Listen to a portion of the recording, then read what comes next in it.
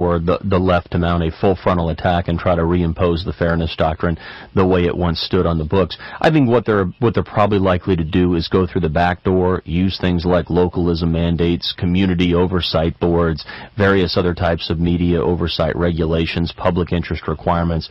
All of these things in toto, if you add them up, amount to something like the Fairness Doctrine when you get right down to it, and yet it doesn't go by that same name or under the same banner. So that's, I think, the way they'll probably pursue it, because it just doesn't give the right the red meat that'll get the sort of awaken the beast to oppose it. Yeah. Stay with us here, and we'll come back and talk off-air a bit. Adam Thierer, again, he is a senior fellow with the Progress and Freedom Foundation. On the web, they are at pff.org, Progress and Freedom Foundation. And the book is called A Manifesto for Media Freedom. It is published by Encounter Books. More to come on The Bohannon Show at Westwood One.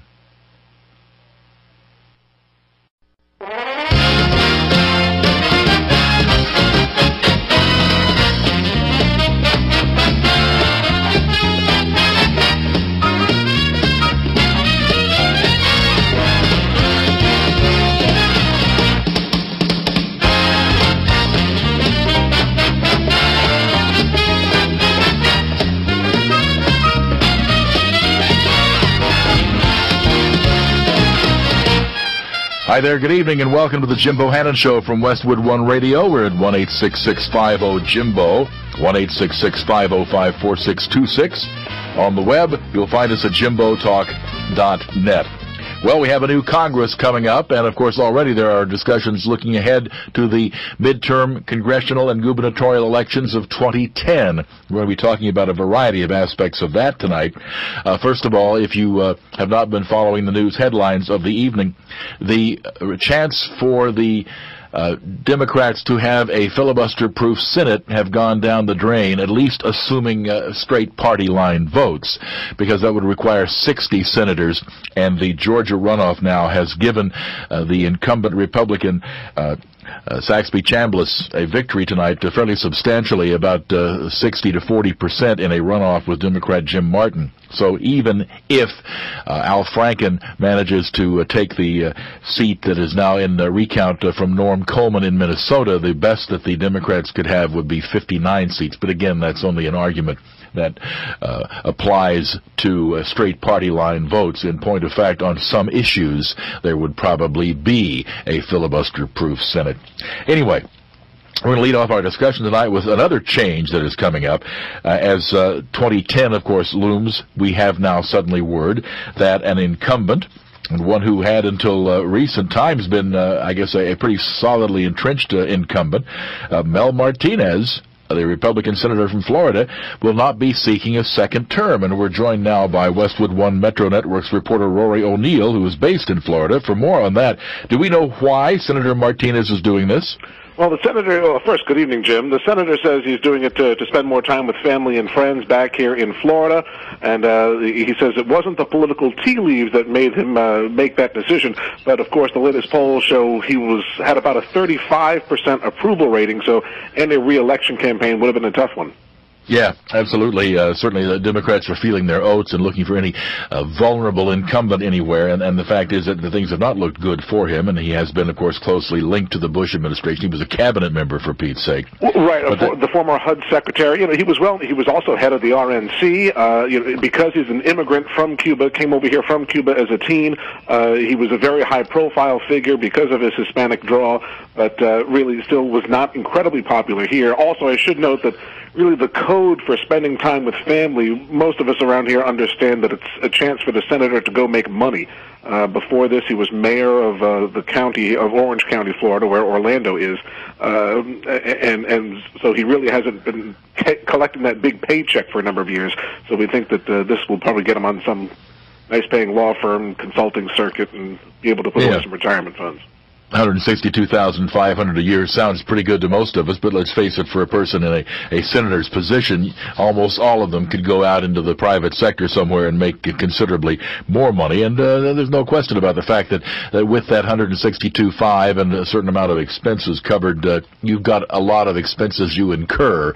So there aren't very many people who are in Congress who are getting filthy rich off of being there, unless they're doing a few other things on the side as well. And he's 62 years old. His term will expire in 2 years, and then it's 6 years after that. So he'd be 70 years old, and then looking at that same savings account. So I think that was part of that. At least was a factor in making his decision.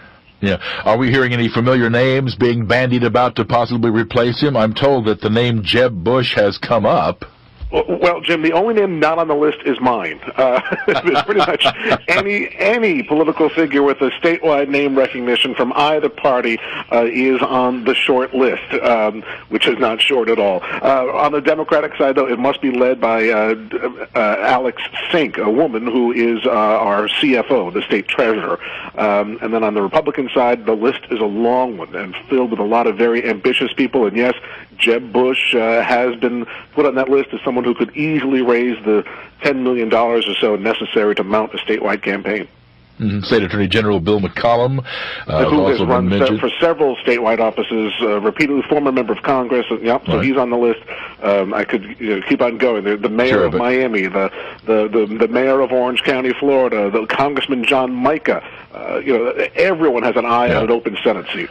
I note the name Connie Mack is being mentioned. Is that the son of the former senator? It is indeed, yes. He also has followed his father's footsteps in the political arena.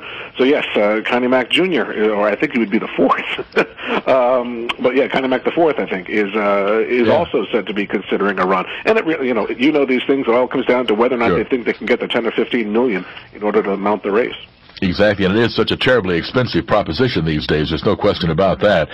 This would be the second open seat of the 2010 cycle, as Kansas Republican Sam Brownback is expected to leave the chamber to run for governor. And this is interesting because of all the years in which the Republicans had been the majority party. They still have a total of 19 seats to defend in 2010 as compared to 16 for the Democrats. So while we tend to think of the first year of a new administration in power as being a year when that party loses power, and therefore that the Republicans should make gains, but when you've got more to defend, you've got more to lose. Right, and especially with these open seats, and you don't know how they've gone for their governor's races either, and plus, you don't know how this economic downturn we're going through now, how we'll be feeling in November of 2010, and whether it's still that same throw-the-bums-out kind of mentality.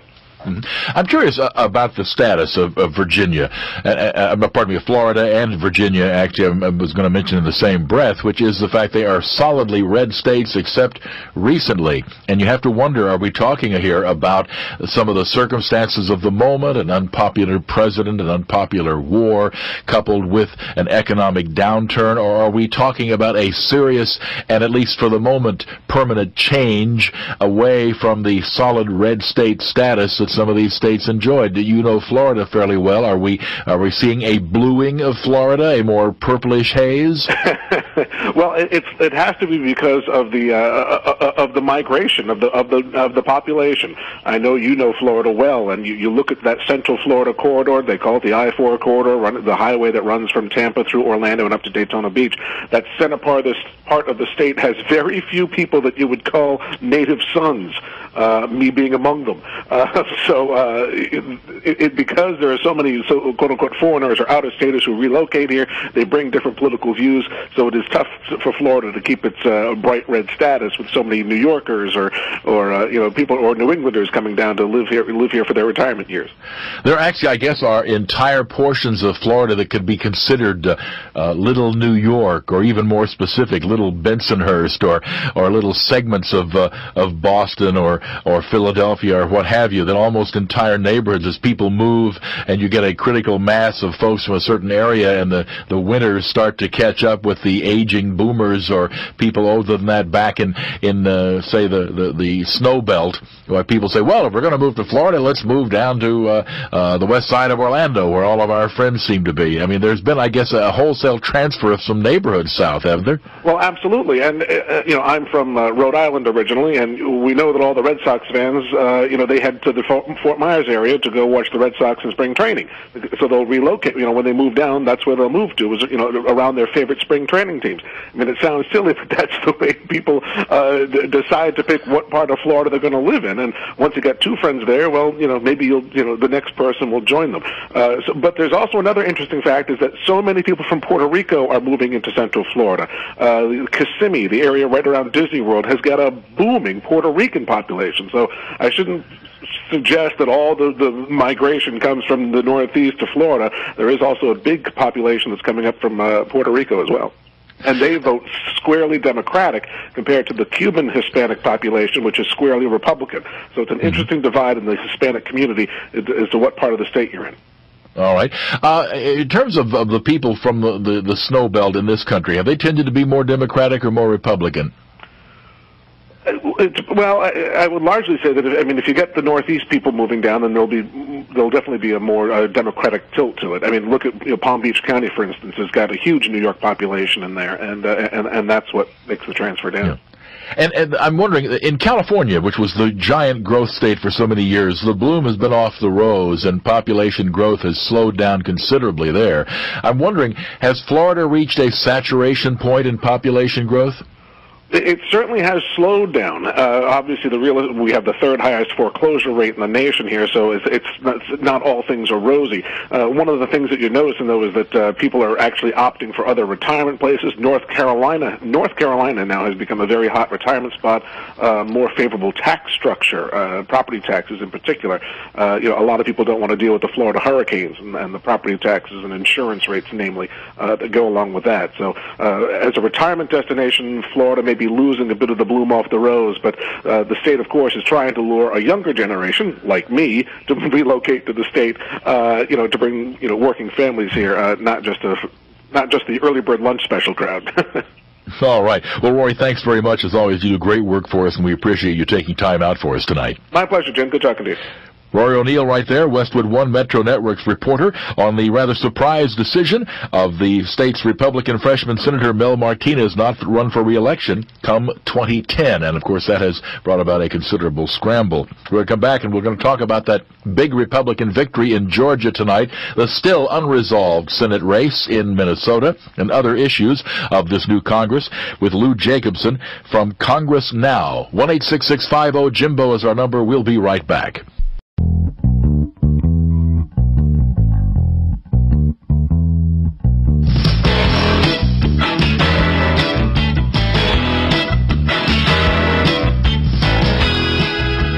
Welcome back to the Jimbo Hannon Show. We're at 1-866-50-JIMBO, 1-866-505-4626, and looking ahead to this new Congress, and in particular the notion of a filibuster-proof Senate. Lou Jacobson is with us now. He is the editor of Congress Now, which is on the web at congressnow.gallerywatch.com. Mr. Jacobson, good to have you with us tonight. Hi, thank you, Jim. Now, I'm curious a little bit about just exactly how filibuster-proof the Senate is now that we have the Saxby-Chambliss Republican re-election in Georgia over Jim Martin, and by a fairly substantial amount in the election this evening. Certainly, if it's a party line vote, then yeah, you have a maximum of 59 Senate Democrats, right? Sure, and there's a certainly pretty good chance there'll be 58 if the Al Franken Norm Coleman race ends in Coleman's favor. The filibuster number of 60 is probably a little bit less solid than at first glance, because so many times a bill comes up, you'll have folks in the GOP siding with Democrats or vice versa. So the key for a Senate leader is to keep all their members in line, but there's really no guarantee they can do that, particularly when you have regional differences, say northeastern senators or Southern Democrats, who really don't always side actually with their party.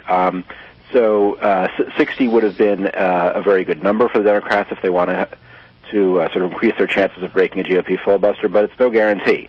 So for that reason, this contest, while certainly a very big success for the GOP tonight in Georgia, it doesn't necessarily make or break either party's strategy. Every bill which comes up is going to be on a case-by-case basis, and there's going to be a lot of jockeying and a lot of arm twisting to get one senator to switch sides on a particular bill because it just fits their constituents' needs better.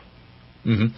As I understand it, now we have a very slim lead for Al Franken to be reported in Minnesota. Is that correct? It is slimmer even than it was at the start of the day. Franken gained, I believe, is in the range of 30-odd seats. 30-odd votes, I should say, today, because there is a batch of votes that have been sort of forgotten about in one county there, and he gained some seats out of that. The current numbers, last I checked, were right around 300, and he is certainly facing a steep obstacle if you think about the fact that he was behind. When the counting started, he is still currently behind, but a lot of the burden now rests on these votes which were not counted, which are basically absentee ballots, which have some problem with them, and there are a couple thousand of these. And also the other category of votes, too, are votes that have been challenged by either the Coleman camp or the Franken camp. Those two categories of votes are probably going to be much wider than the total number of votes separating these two candidates, so it's still far from over at this point. I was going to say, now, given the closeness of this, it's clear that every side will use every single available tool, every recourse, every appeal that is possible. Under that assumption, a very safe assumption, then exactly how long is this going to take? I mean, the new Congress is supposed to convene in about a month now. Right. I mean, I'm sure, well, I'm not sure, but I would think that they will be able to work this out, if not by the very first day Congress is in, then pretty soon after that. A lot of it depends on if they go to the courts, how quickly the courts act on this. As far as the standard procedures go, it is supposed to finish up within the next about 10, 12, 15 days. But if there are court challenges over exactly what ballot should be counted, which one shouldn't be, what the standards for counting are, that sort of thing, it could be taken to court, appealed, and there's really no way of knowing at this point how long that could take. Then, of course, there's the question of the Senate itself. It is the ultimate arbiter of who can sit in the chamber. So, in theory, a Democratic majority could basically overrule the court and say, seat Franken instead of Coleman. That would be, I think, very dangerous politically for the Democrats, particularly given that they've gained, several seats in the current election, 2008, and they gained seats in 2006 and are now at 58 seats. I think it would kind of look like piling on if they were to sort of overrule what seems to be a fairly clear victory for Coleman, if that's what happens. So yeah. I think that you will probably, in the end, see some complaints by Democrats, frustrations expressed, but I think that ultimately they will go with whatever the courts in the state choose. Yeah, although it seems pretty clear as well that there will not be a clear winner. I mean, whoever wins this, it's going to be tainted in the eyes of his opponents. Right. It'll be an unclear victory. It's something that I've always been curious about, and goodness knows I've covered enough elections, but I've never actually been on the counting process. But it's remarkable how the count can so vary from one time to the next, and it doesn't seem to be just disputed ballots. Right. Well, actually, in the case today of these discovered ballots, it had to do with the fact that, like, a ballot counting machine, it actually malfunctioned, and they put all the ballots aside after it stopped.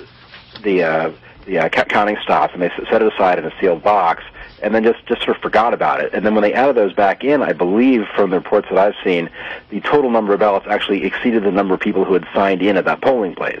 So it's still unclear if there were double counted ballots there, and it's very, very hard to figure this out after the fact. Yeah, I know that both parties get to monitor this thing, and you do the best you can, but of course, it's not just like we all have paper ballots now with a little X that you can count. Right. Well, actually,